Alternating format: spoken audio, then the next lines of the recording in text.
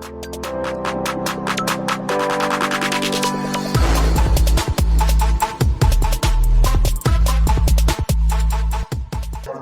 teman-teman semua, kembali lagi di Siniar Mas, Siniar ala mahasiswa. Kenalin, aku Andra dari Dian Venata, staf magang dari podcast Dian Venata. Nah, kita udah ada di tempat yang dimana udah nggak asing nih bagi anak-anak FEB nih.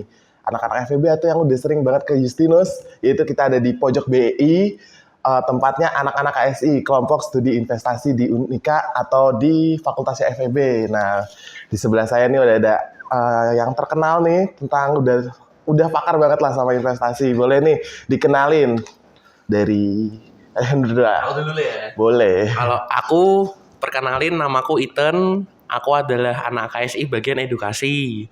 Kalau ini, Oke, aku Muhammad Fatahullah, bisa dipanggil Fatah. Aku dari mahasiswa UNES. Oh, oke. Dari mahasiswa UNES nih, Mas Fatah nih berkecimpung di mana sih? Oke, Biasanya. aku nih kebetulan di UNES itu ikut salah satu kayak KSI juga di sini ya. Kalau di sana itu namanya UNSAF atau UNES Stock Exchange Study Forum. Dia itu kayak sebuah organisasi yang kita tuh memang belajar buat investasi tentang saham gitu. Gitu, Oh, oke Mas. oke. Berarti ininya sama ya. Iya. Apa ya? UKM-nya sama Iya. gitu ya tentang investasi juga. Beda nama aja sih mungkin sih. Oke. Berarti kan antara Mas Itan sama Mas Fatah ini kan udah kenal banget ya sama investasi ya. Nah, kenapa sih kalian pengen kenal sama investasi gitu? Atau cuman karena cuan kah? Atau emang karena hal itu menarik gitu loh? Nah, motivasi Mas Fatah sama Mas Itan ini gimana? Oke. Boleh mulai dari Mungkin mana? dari aku dulu kali ya. Oke. Oke, kalau kita ngomongin motivasi ya, sebenarnya mungkin motivasi tapi itu beda-beda ya, Mas ya. Oh iya pasti. Oke, tapi kalau misalkan ngomongin motivasi dari aku sendiri ya, sebenarnya ada dua hal sih yang bikin aku memotivasi buat aku sampai sekarang ini tetap terus gitu berinvestasi di pasar modal gitu. Nah, yang utama itu aku tuh ingat salah satu quotes yang sangat menarik ya dari salah satu tokoh legenda pasar modal dunia. Mungkin teman-teman kalau kenal tuh namanya adalah Warren Buffett. Beliau itu adalah salah satu orang terkait dunia juga lah di situ, yang dimana memang dia tuh udah expert banget lah tentang investasi. Ya, dimana dia tuh pernah ngomong gitu, seperti ini, if you don't find a way, ketika kita tidak menemukan jalan to make money while you sleep, untuk mendapatkan uang ketika kamu tidur, you will work until you die, maka kamu akan tetap bekerja sampai kamu meninggal. Nah, yang kedua, aku pernah juga nih baca sebuah buku kan berjudul Cash Flow Quadrant karya dari Robert Kiyosaki. Dia tuh ngomong, Mas, kalau di buku itu kita ketika mau dapat penghasilan itu ada banyak sumbernya gitu. Nah, kalau di buku itu disebutkan kalau sumber penghasilan tuh ada 4 kalau nggak salah. Nah, dan salah satunya itu adalah investasi gitu. Nah, sekarang kalau kita ngomongin motivasi nih, mungkin coba aku kembali lagi sih teman-teman sih. Kalau misalkan nih apa ya, udah ada contoh nih orang-orang kayak misalnya Warren Buffett yang dimana dia itu orang terkait di dunia, dia aja mau investasi loh. Masa kita nggak mau coba investasi juga gitu loh. Nah, jadi ya udah dari situ orang kaya aja pada investasi, apalagi kita, masa kita nggak mau ikutan buat investasi gitu. Kalau mereka bisa dapat penghasilan tambahan, kenapa kita nggak mau ikut coba gitu. Kalau mungkin teman-teman nggak mau apa ya, ngerasa mungkin tenaganya banyak, mungkin teman-teman ngerasa nggak butuh dana tambahan, ya oke, teman-teman mau kerja sampai selamanya juga nggak apa-apa. Tapi kalau misal teman-teman itu pengen punya passive income, punya penghasilan tambahan, ya teman-teman mau nggak mau harus investasi juga di situ. Makanya ya misal dari dua hal itu tadi, ya udah saya mau nggak mau harus berusaha keras lah buat bisa berinvestasi gitu, Mas. Itu dari saya sih. Mungkin dari Mas kan? Tan. kalau aku kurang lebih sama sih. Karena kalau aku mikirnya, siapa sih yang pengen kerja sampai mati ya kan? Oh Kan iya. pasti ada saatnya, Ya, pasti ada mau. saatnya ingin menikmati hidup ya kan. Betul. Nah, aku tuh mulai investasi itu motivasiku suatu saat mungkin kalau aku punya penghasilan yang lebih banyak, kalau aku taruhin semua di suatu alat instrumen investasi, kalau aku dapat passive income, aku bisa hidup dari passive income itu kan why not ya kan? Nah, aku mikirnya tuh gitu. Aku pengen banget suatu saat nanti di suatu umurku nanti, aku pengen banget bisa menikmati hidup dengan tanpa memikirkan uang. Jadi hidup dengan lewat passive income itu dari investasi. Oke. Gini ya, kadang tuh kan kita juga pengen ya, mungkin dari teman-teman juga kan ada yang pengen mulai investasi tuh tapi kayak, duh, uangku tuh cuman segini gitu loh. Nah itu gimana sih kalau misalkan, apakah orang yang misalkan, sorry, kurang gitu dananya untuk investasi, itu bisa mulai investasi atau gimana gitu kan? Karena kita nggak tahu ya teknis investasi tuh, apakah harus yang punya modal 1 miliar, apakah harus punya modal 100 juta gitu. Nah itu gimana? Mungkin kan kita sama-sama mahasiswa nih ya, kita juga merasakan yang namanya pendapatan kita terbatas dari orang tua gitu kan. Nah Dana itu pelajar. dana pelajar ya, benar-benar. Nah itu gimana kalian mengelola itu gitu loh, investasi, karena kan investasi berbau dengan dana ya. Nah itu, nah boleh mulai Kalau dulu. kalau aku sih sistemnya ya, umpamanya nih dikasih sama orang tua sebulan segini, atau mungkin ada penghasilan lain, penghasilan sendiri, hasil keringat sendiri gitu. Jadi aku nabungnya tuh justru nabung di, kalau aku ya alat instrumen investasiku ya itu kan di saham. Aku justru nabung 1% dari total uangku tuh di saham. Umpamanya 20% lah dari uangku, yang sisa yang nganggur tuh aku taruh di rekening sahamku gitu.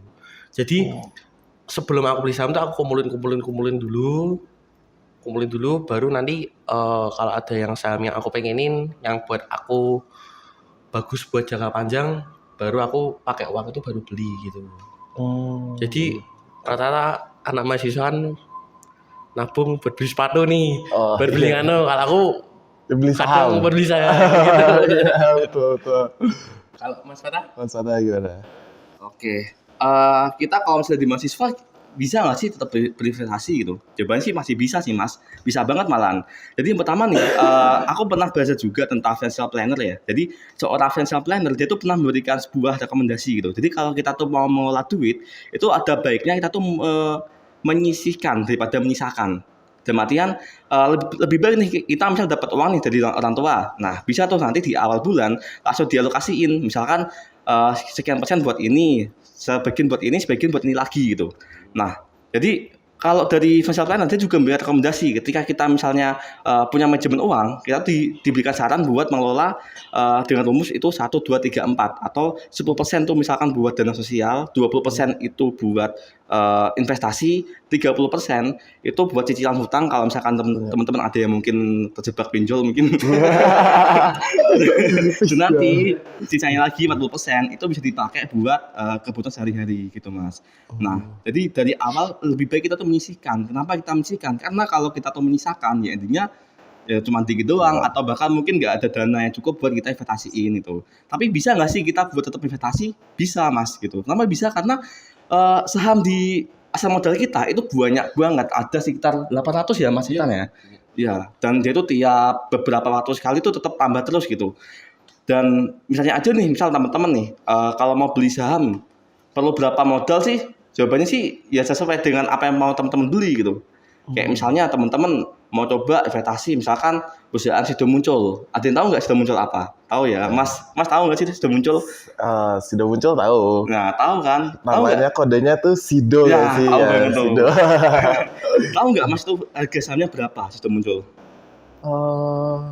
Ya nggak tahu. Nah, Kira-kira ratusan ya sih per iya, lembarnya? benar. Satu lembarnya itu sekitar 800 kalau nggak salah ya. Oh, 800 850 berapa gitu. Aku belum cek lagi ya yang paling update berapa.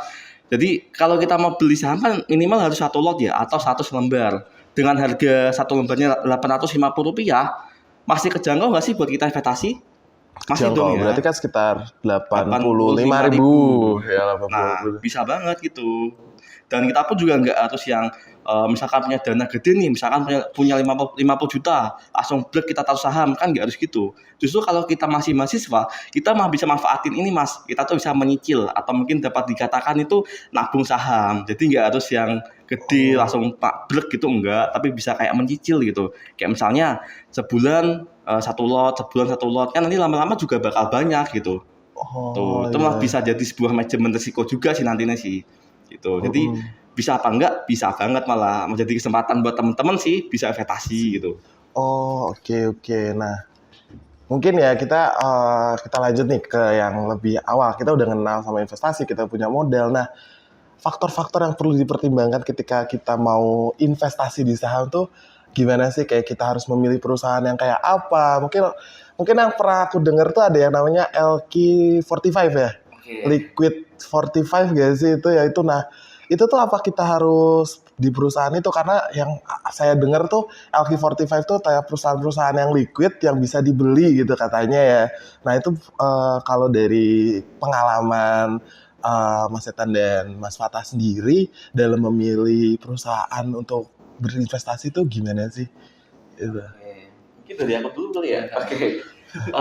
Kalau kita lihat faktor-faktor nih, apa sih yang perlu kita pertimbangkan kalau kita mau beli suatu saham gitu.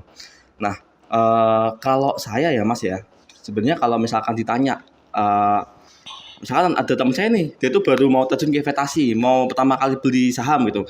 Saya pasti kasih rekomendasi gini, kalau kamu mau beli saham, yang pertama, coba kita lihat dulu, kamu kenal nggak sama perusahaannya? Tahu nggak kamu sama, ya minimal kenal lah, itu perusahaan apa gitu. Kayak contoh BNI.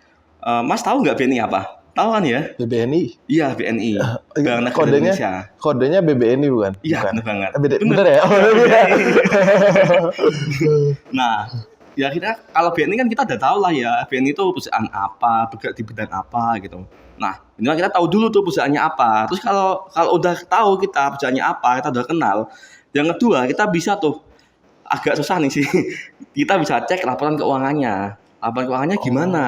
Gitu. Bagus nggak? Prospektif nggak? Masa iya sih kita mau beli perusahaan yang nggak bagus gitu. Cuma kadang kalau saya udah masuk ke rekomendasi kedua tadi, ada orang jadi mikir, waduh, baca laporan keuangan ya Mas, wah angka-angka semua nih. Oh iya, apalagi annual report tuh 400-an Iya. halaman gitu sih. Bahkan dari ribuan juga Mas. Udah ribuan. Iya, bener banget. Belum accounting kalau digabungin sama laporan keberlanjutannya itu kan Iya, udah dibaca tambah semua. banyak, Pak. Betul. Nah, cuman nggak harus kayak gitu sih. Emang annual report itu ada banyak banget lah, sampai berlembar-lembar gitu, sampai ribuan malah. Cuman kita nggak harus baca semuanya teman-teman. Kita tuh cukup banyak baca. Kalau buat pemula ya, bisa buat yang pertama baca dulu asetnya gimana, dari tahun ke tahun dia bertumbuh nggak gitu. Terus dilihat lagi penjualannya bertumbuh nggak gitu.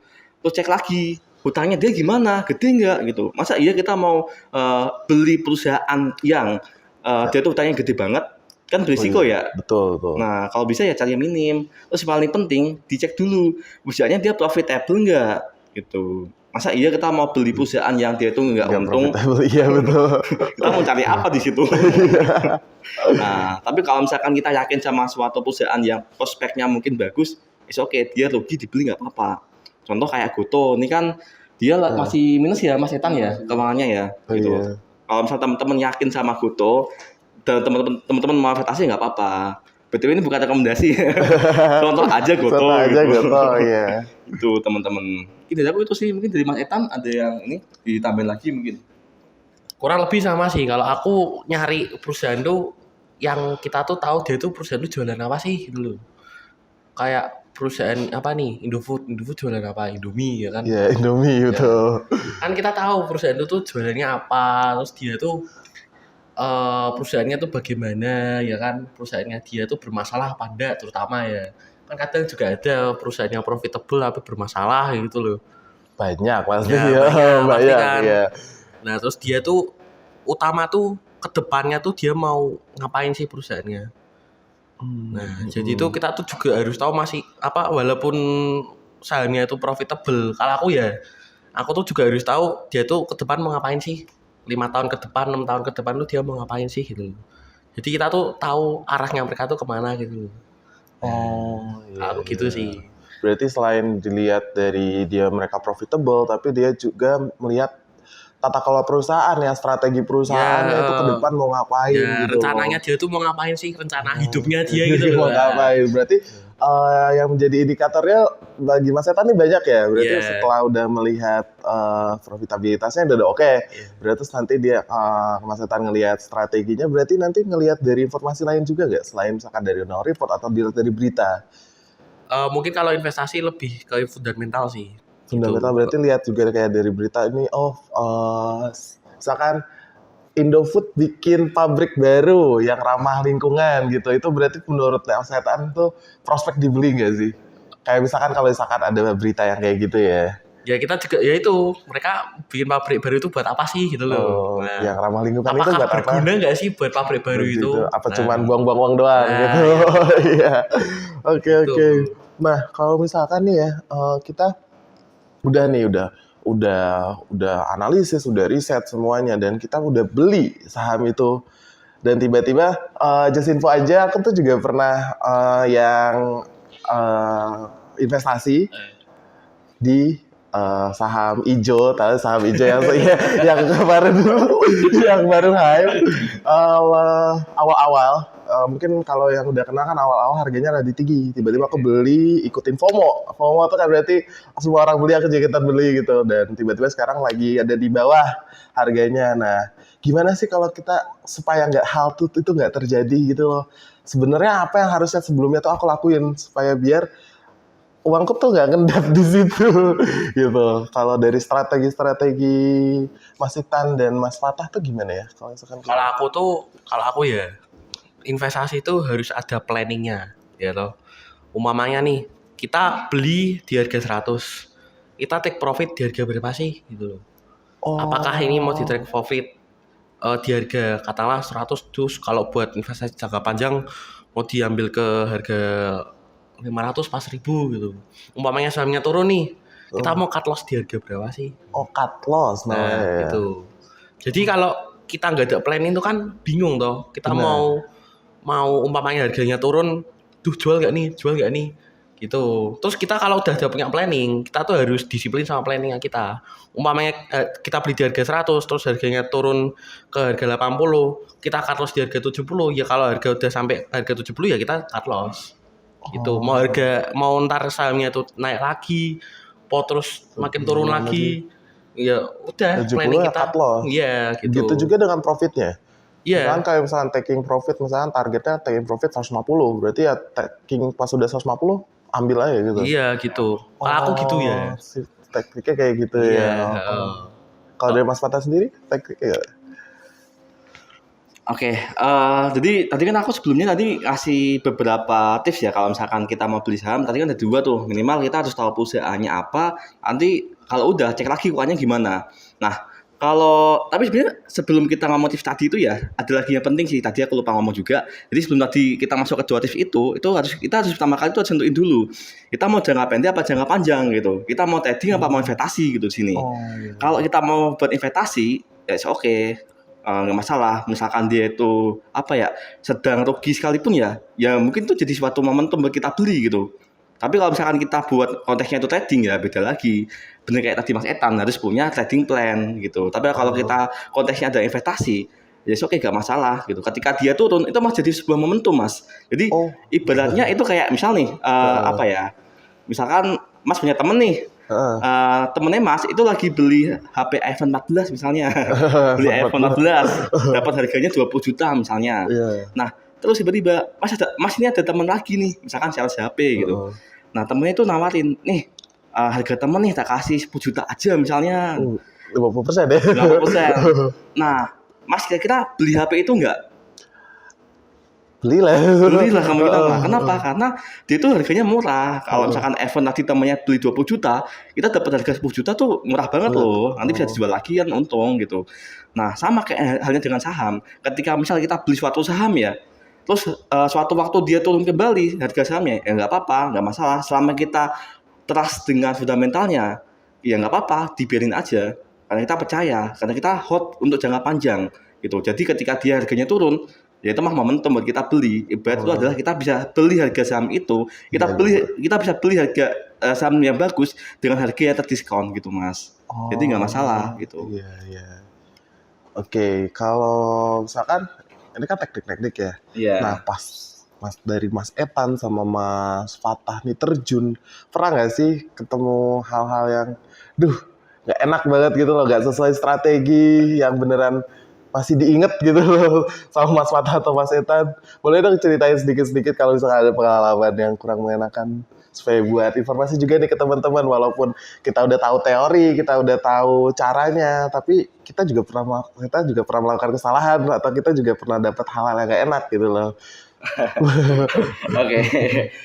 Mungkin sebelum itu aku mau ini dulu sih. Jadi kalau misalnya kita investasi ya, mungkin ya rugi atau untung itu pasti semua orang pernah ngalamin gitu. Oh Gitu. pasti jelas. Pasti Kayak ngalamin. bisnis kan Iya. kalau nggak rugi ya nggak sukses. Rugi dulu baru sukses. Biasanya kayak gitu kan. Iya, kayak misalkan kayak kita manusia nih, kita hidup gitu. Kita jalan aja, kita pasti pernah lah ya sekali dua kali kesandung gitu. Pasti Betul. pernah gitu. Nah, sama halnya dengan kita investasi, sekali dua kali pasti pernah lah kita mengalami itu kerugian itu pasti pernah gitu. Nah, dulu aku juga pernah dulu pas zaman tahun 2020 ya Mas kayaknya Mas. Ketika masih ada pandemi ya waktu itu ya. Jadi saya kan pertama kali terjun di saham kan tahun 2019 tuh dulu. Terus 2020 tiba-tiba tuh ada yang namanya COVID-19. Oh Nah, iya. dulu tuh betul. aku ingat banget beli saham tuh namanya KF. KF itu Kimia Farma, teman-teman. Kimia Farma. Oh iya. Nah, itu salah satu perusahaan farmasi pada waktu itu ya. Mm-mm. Nah, jadi di akhir tahun kalau nggak salah, di tahun 2019 akhir atau kalau nggak tahun 2020 awal, itu aku ingat banget aku beli sahamnya KF pas itu, Kimia Farma.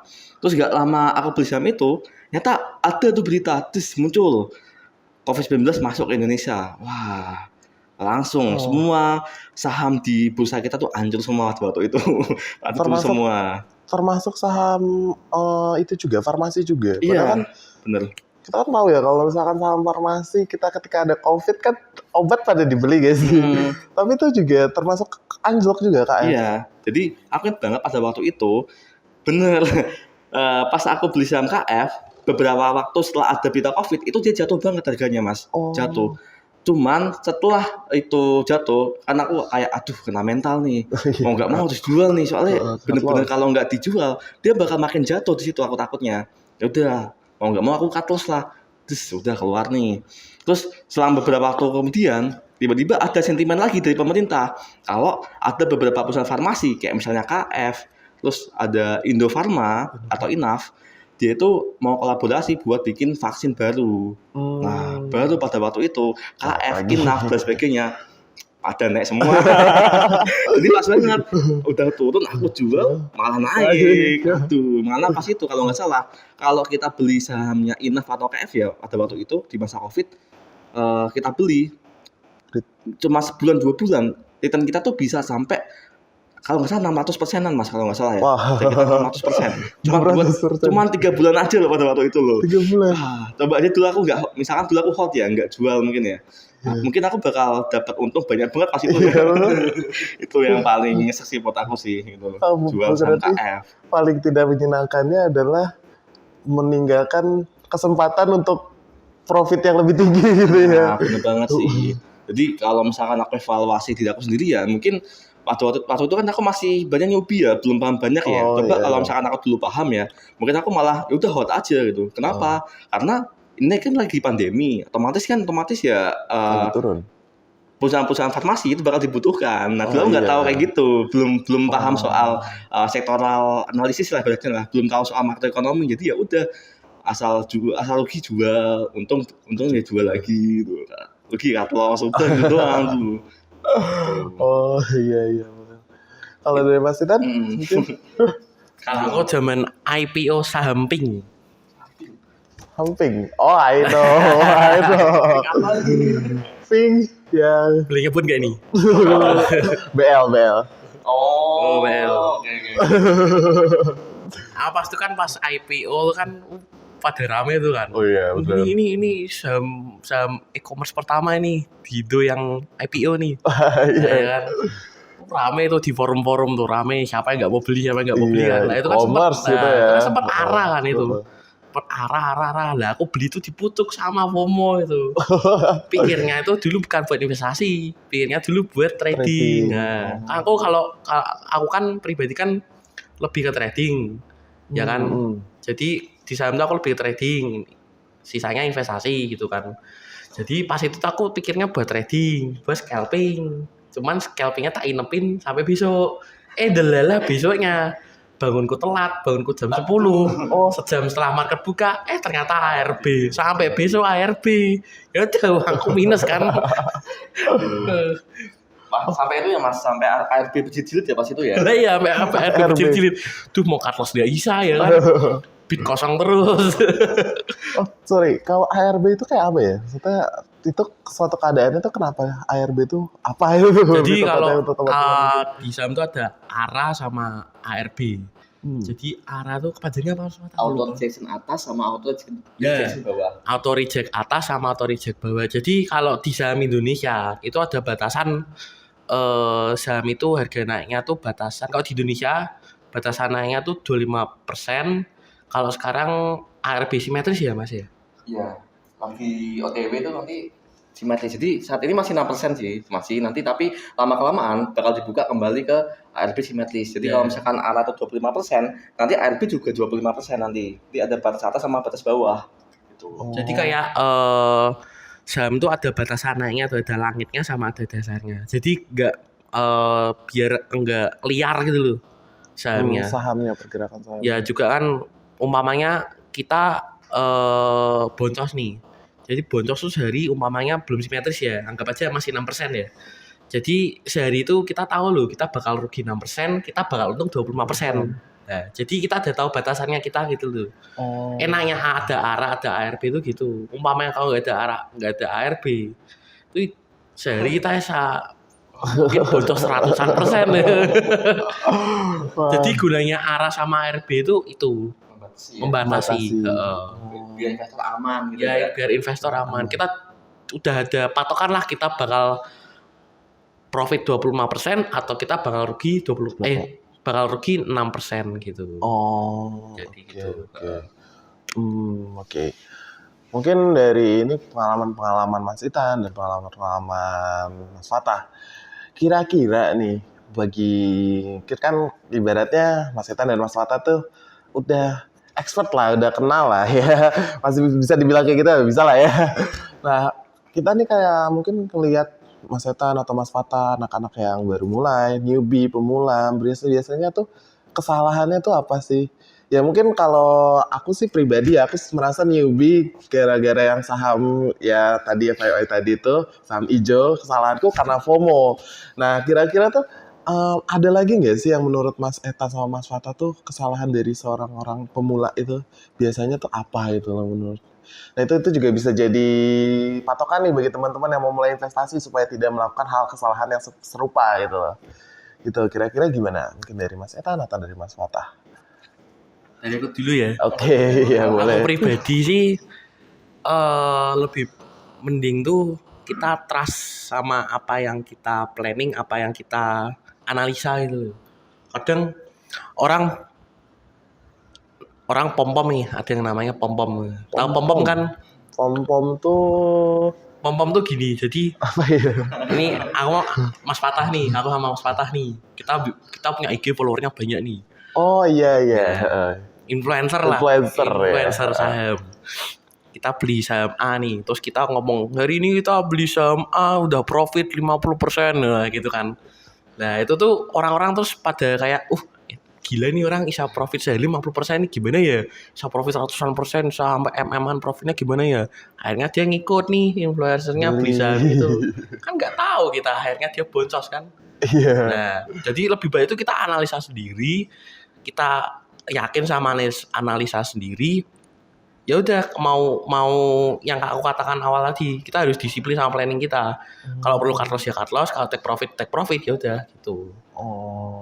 Berarti ya kita Jadi harus menghindari juga yang nih influencer nih pom-pom apa bukan gitu ya.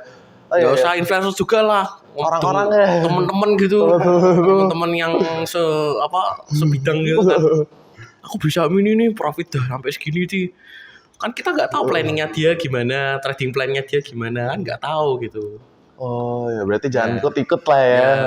Kan kita nggak tahu dia investasi atau trading di harga berapa, kan kita nggak tahu. Siapa tahu dia udah belinya dari tahun kemarin.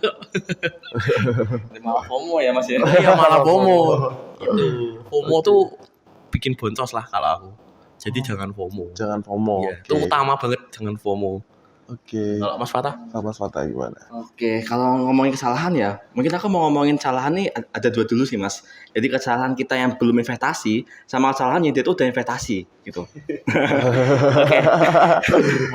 Bersalah. Jadi ada tuh ini Mas apa ya? Ini mungkin buat teman-teman yang belum investasi kali ya, belum pernah terjun gitu. Kadang kesalahannya adalah ini, ada orang tuh kayak mikirnya aku jangan investasi takut gitu, atau mungkin nanti aja deh aku investasinya, aku soalnya belum tahu apa-apa gitu.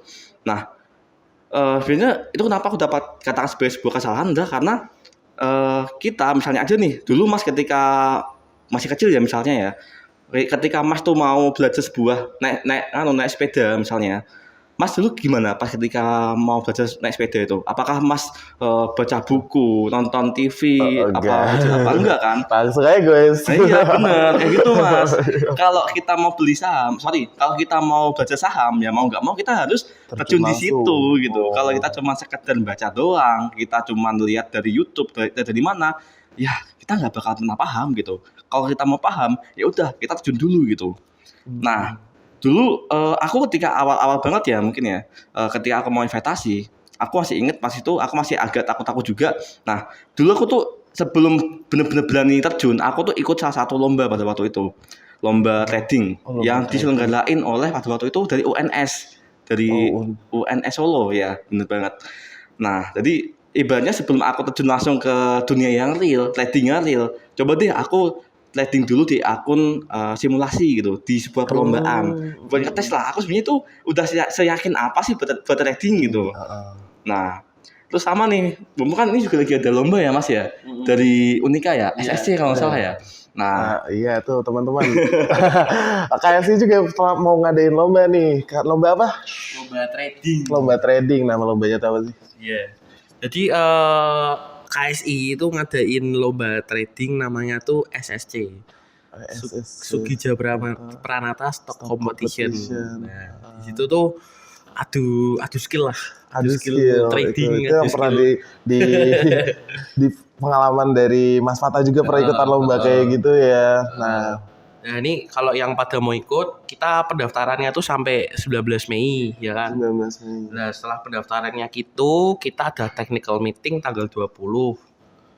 Nah terus nanti setelah technical meeting itu, kita nanti ada pembagian akun trading tanggal 21. Baru nanti kita akan mulai lomba adu skillnya itu tuh tanggal 23 Mei sampai 7 Juni. Oh itu kayak ibaratnya lombanya take home ya? Wah, lombanya take home. Lombanya dibawa pulang ya hari-hari itu. Kayak kita trading di rumah kan. Trading di rumah. Trading di sini terus gak apa-apa. Tiap hari datang-datang di pasca bursa itu. Kayak zaman dulu aja, tiap trading mau harus ke bursa dulu. Kelamaan. Nah, bicara soal trading ya teman-teman ya, kita tuh dulu pernah ada yang namanya berita-berita yang murah banget tentang yang tentang trading itu kan penjelekan nama trading ya sih. Sebenarnya tuh tradingnya asli tuh kayak apa sih? Aku tuh juga penasaran sebenarnya tuh trading tuh ngapain mainnya tuh. Mainin apa gitu loh. Kenapa sih orang bisa untung tiba-tiba punya return 5%, 10% gitu loh dari trading. Nah itu tuh gimana sih? Apa sih itu sebenarnya trading yang akan dilombakan ini seperti apa gitu loh? Oke, kalau tadi ya yang ngomongin soal satu tokoh yang apa tadi yang murah banget. Nah, sebenarnya itu ada suatu pemahaman yang mungkin agak melenceng dikit ya pada waktu itu ya Mas ya. Jadi apa yang dipromosikan oleh influencer itu si tokoh X itu tadi itu sebenarnya bukan trading teman-teman, bukan juga investasi, bukan dua-duanya. Terus apa sih dia tuh ngelakuin apa? Dia tuh ngelakuin suatu hal yang namanya itu binary option gitu. Binary option itu apa? Binary option itu berasal dari kata binary Mas.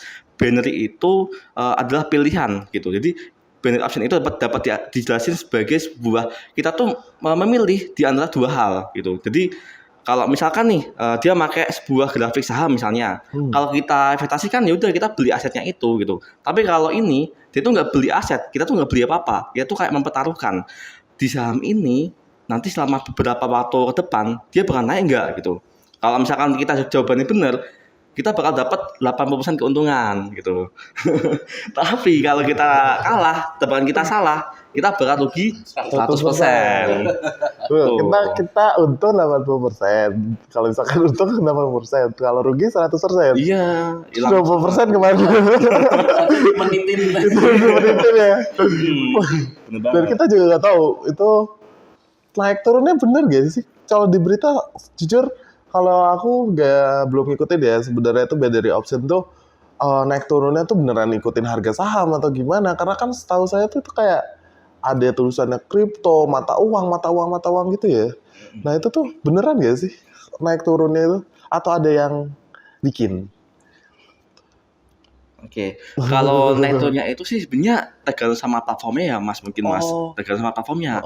Soalnya apa? Kalau misal nih kita mereka misalkan mempertaruhkan atau mungkin menebaknya pakai misalkan grafik saham gitu. Jadi ya kalau dia mirroring dari grafik saham ya otomatis bisa bergerak, bisa sama gitu. Tapi emang nih beberapa kasus kemarin itu ada nih yang dia itu chartnya dibuat-buat Mas. Emang ada beberapa yang emang buat menjebak kita yang ikutan itu bakal rugi gitu. Terus kenapa dia bikin slogan kok murah banget? Nah, itu tujuannya biar ya buat menarik gitu. Soalnya siapa sih ya pengen buat ikutan Tergiur, gitu? iya. Ya, sama kayak gitu. Jadi kaya. Gitu. Mas. 80% kan lumayan Ya, kan sih. Tapi kalau rugian juga hilang 100%. semua. Iya. Gitu. Terus ini sih tadi kan aku lagi ngomongin soal trading tadi ya. Terus juga dijelasin sama Mas Etan soal SSC tadi ya. Jadi kembali lagi ke tadi ya yang tadi aku sebutin kalau asal muasalnya aku berani trading itu dari lomba gitu. Jadi mungkin tadi ada sedikit promosi ya, tapi sini itu juga bagus buat kita semua gitu. Jadi sebelum kita berani terjun langsung ke real investasi, ke real trading, ke real beli saham, ya nggak apa-apa, kita mungkin bisa uji coba dulu dengan ikutan lomba SSC ini misalnya gitu. Buat kita latihan dulu gitu. Toh juga kayak biaya registrasinya murah ya Mas ya, cuma 30 ya. Iya. Nah, bayangin aja teman-teman cuman mungkin 30.000 aja ya. Nanti bisa dapat wawasan jauh lebih luas lah buat bekal teman-teman nanti bisa berani buat investasi gitu. Itu mungkin sih. Jadi dulu kalau mungkin aku nggak pernah ikutan lomba trading, mungkin aku sampai sekarang juga nggak kenal saham gitu mungkin. Gitu sih Mas mungkin sih gitu. 30.000 itu per tim ya? Atau wah, per tim itu ada sekitar berapa orang tuh untuk lomba trading? Jadi maksimal 4 orang kalau nggak salah ya. Kalau nggak salah tuh 4 orang yang lebih. Oh, 2 orang. 2 orang? Ya, per itu tim 2 orang. Per tim 2 orang. Jadi nanti tim itu dikasih 1 akun, terus kalau nggak salah 1 akun tuh nanti ada akun virtual yang satunya isinya 1 miliar. Wah, Jadi 1 miliar. Tapi selama disclaimer dulu ya teman-teman, 1 miliar itu bukan uang asli ya. Ditarik ya. hanya mendadak kaya sementara. Sebentar. Kita lomba selesai, bisa ditarik gitu kan. Jadi ini ya Mas, walaupun tuh aku simulasi tetap ini kan apa ya? Tetap sama kayak di market asli kan. yes, ini kayak kita trading di real time gitu. Jadi kita experience-nya tuh nanti sama kayak kita trading yang udah paham trading atau yang udah pernah trading, experience-nya sama kayak trading sehari-hari, cuman ya itu beda saldo aja. Oke, itu teman-teman untuk lomba trading. Nah, boleh nih ajakan-ajakan untuk teman-teman semua. Jadi teman-teman yang mau ikut ya itu pendaftaran maksimal sampai tanggal 19 Mei. Ya, itu nanti yang tak ulangi lagi ya. Tadi itu nanti online tradingnya tuh mulai tanggal 23 Mei sampai 7 Juni. Jadi ada waktu seminggu. Seminggu ya? Iya, nggak salah. Nanti untuk posternya kita taruh di sini. Kita taruh di sini nanti ada posternya. Juga nanti habis SSC itu pas pengumuman pemenangnya 5 besar, itu kita juga ngadain seminar investologi. Jadi buat teman-teman yang mau pengen tahu masih buta investasi nih, kalau pengen tahu investasi itu apa, yang lebih sama profesionalnya datang juga ke investologi. Gitu. Oh, berarti ini untuk teman-teman kalau untuk di sini kan kita masih belajar, masih tahu informasi tentang luarannya aja, kecilannya aja. Tapi kalau misalkan nanti di investologi kita bakal pelajari lebih dalam dari pakar-pakar yang benar-benar udah mengerti tentang saham gitu. Iya. Investologi kira-kira mau manggil siapa? Warren Buffett? Asik ya, asik ya. Oke, gitu teman-teman. Kira-kira mungkin teman-teman bisa ikut SSC pendaftaran sampai kapan? Sampai 15 sampai 19 Mei 2023. Nah, sampai 19 Mei 2023 masih ada waktu nih teman-teman. So, jangan sampai kelewatan ya untuk nanti link pendaftarannya ada di sini. Segitu aja teman-teman. Terima kasih dari Mas Ita dan Mas Wata sudah mau meluangkan waktunya untuk ada juga di podcast Siniar Mas Dian Venata. Untuk teman-teman jangan lupa like, komen, dan subscribe juga channel YouTube-nya Dian Venata. Dari saya Andra, terima kasih. Dari Mas Itan dan Mas Wata, terima kasih juga. Terima kasih. Bye-bye teman-teman.